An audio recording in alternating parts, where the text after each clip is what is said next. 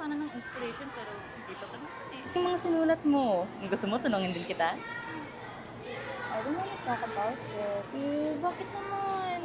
We were just talk about politics. Alam mo, kasi. dito lang ako. Kailangan mo ng pangbulig eh. Ang tulong. But you know that that's not my interest.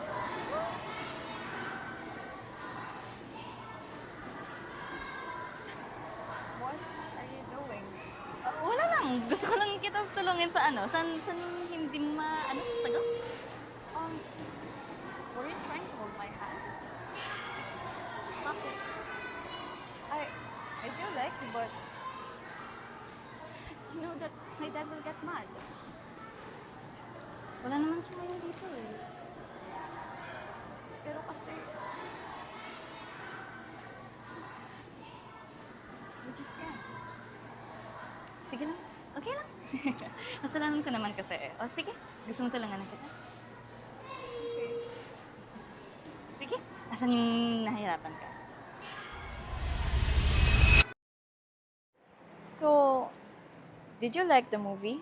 Oo naman. Oh, ang ganda nga eh. Pero mas maganda kasi kasama kita dun eh. Alam mo, you should stop that. Nasa labas tayo. Paano na lang kung makita ko ni Dad? Sabi ko naman kanina eh, dalawa lang naman tayo. Hindi man nila din malaman eh, diba? Pero, alam mo naman, ayoko na mapagalitan tayo. Ayoko na mapahamak ako. Oh, G, nakita mo na ba yung bagong Teens Weekly? Alam mo, mukha kita. Anong meron? Ano kasi? Teka. Ano yun ba yun? Ano yun? Sige. Tama mo! Huwag nang tanggi, ha? Putangin mo! Tago. Sige mo!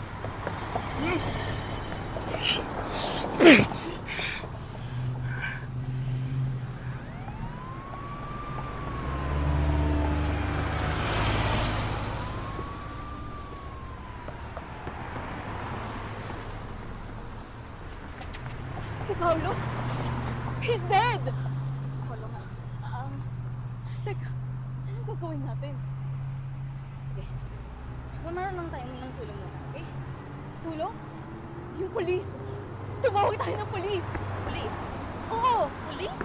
Saan ang gumawa nito eh? Pero, sino tutulong sa atin?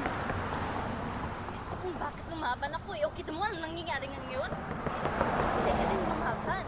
This is not my fight. Ay, lahat tayo kasangkot sa politika. No, that's where you're wrong. Alam mo na naging journalist ako, hindi dahil sa politika. Tinatawag pa sarili ko talagang journalist. Tama na yan. Alis na tayo.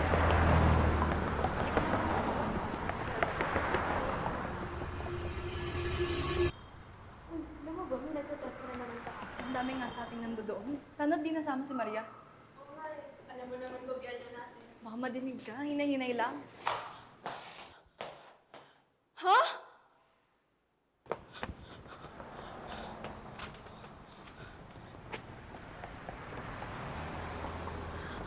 Kilala mo ba si Maria? Oo, bakit? Alam mo kung nasaan siya? Kasama ko siya kahapon sa protesta. Pero nakapokus kasi ako. Nakuha ata siya. Saan siya dinala? Dinala ata siya sa detainment center doon sa kabilang barangay. Layo ba yun? Nandyan lang naman yun. Kailangan ko siyang hanapin. Salamat. Ingat ka ha.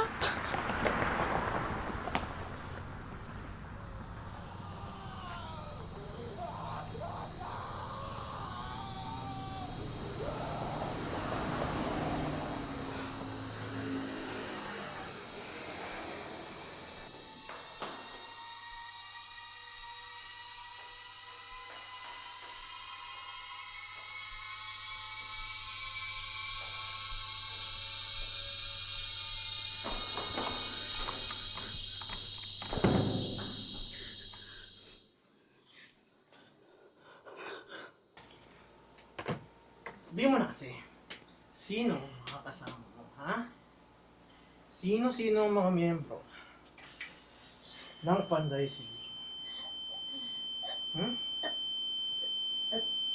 Ba't ko sasabihin sa'yo? Hmm. Para sa mo din sila. Ikaw, tigilan mo yung madumi mong bibig, ha? Tapusin mo na nga yan. Wala namang kwenta eh.